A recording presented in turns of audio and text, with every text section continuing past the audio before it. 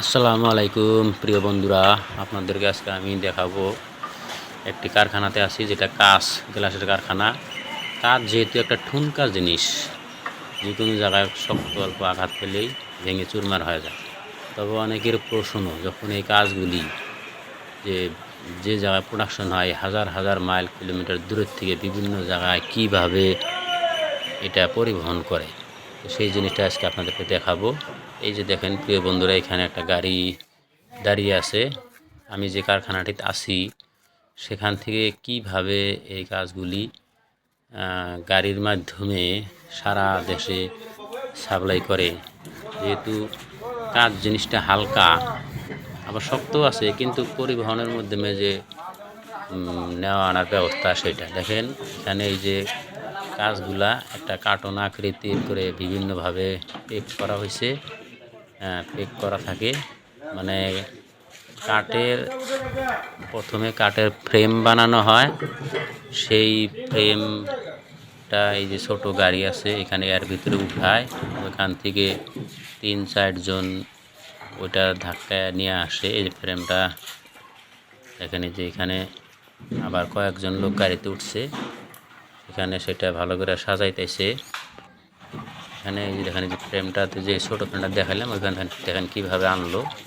এই যে এরকম করে ভিতর থেকে নিয়ে আসে। আমি যে প্রথমে গোডাউনটা দেখাইছিলাম, এই যে এখান থেকে এনে ওই যে গাড়িতে ওইখানে আর একটা ওইরকম সেম একটা লোহার রলারের মতো কীভাবে দেয়, এই রকম করে উঠাইয়া দেয়। দিয়ে ওখানে আমার 4-5 জন থাকে, উঠায় না। এটা বহুত ওজন আছে, এটা বহুত ভারী, মানে অনেকগুলি কাজ একখানে করে। দেখেন কি সুন্দর করে চারিদিকে কাঠের ফ্রেম মারছে, বান দিছে আবার। সেইভাবে করেই এরকম করে ওই ভিতরে যে গোডাউনটা প্রথমে দেখলাম, ওখান থেকে আনে গাড়িতে নিয়ে ওইটা ওইখানে এরকম ধাক্কায় ঠেলা নিয়ে যায়। নিয়ে ওখান থেকে আবার এটা এই যে গোডাউনে যত ধরনের কাজ, বিভিন্ন কালারিং কাজ, কাজের ফ্রেমগুলো বানিয়ে রাখছে বিভিন্ন ধরনের করে, বড় ছোট, লম্বা চৌড়া, নানা প্রকৃতির এখানে আছে। তো এইভাবেই গাড়িতে উঠাইয়া আনে। ছোট্ট সেই ওলারের দুইটা চাকার উপরে যে একটা ওলার হোল্ডার দেওয়া, তার উপর করে আইনে এইভাবে গাড়িতে এরকম করে ঠেলে কয়েকজনে উঠাইয়া দেয়। কয়েকজনে কিন্তু এই যে এরকম করে জোর করে উঠাইয়া ওটার উপর থেকে নিয়ে গাড়ির উপরে নিয়ে আবার ঠেলে ওখানে সাজিয়ে দেয়। তারপরে এটা গাড়িতে বাঁধে বিভিন্ন তরিকায়, এরকম করে ঠেলে নিয়ে ওখানে সাজায়। বন্ধুরা, গোডাউনে যেহেতু ধরনের বড় বড় কাজের টুকরা দেখলেন, 2 ফুট, 5 ফুট, 7 ফুট বিভিন্ন ধরনের হয়। এক কথাত গেলে এগুলো 4টি, 5টি, 6টি এক জায়গায় করে বিভিন্ন এমএমের থাকে। এগুলোর মাঝে মাঝে কিছু হয়তো ছোট ছোট পাতল কাঠের টুকরো দেয়, আর বাইর দিয়ে সাইডে সম্পূর্ণ কাঠের বেটন দিয়ে একটা কার্টন আকৃতির করে এরকম করে কাঠগুলো দেখতে পাচ্ছেন, সেরকম কাজেই ব্যবহার করে। এইভাবে একটা গাড়িতে যতটুক মানে লম্বা থাকে সেই হিসাবে মাল ভাগে ভাগে পেক করে, মানে এটা পরিবহন করার ব্যবস্থা করে আর কি।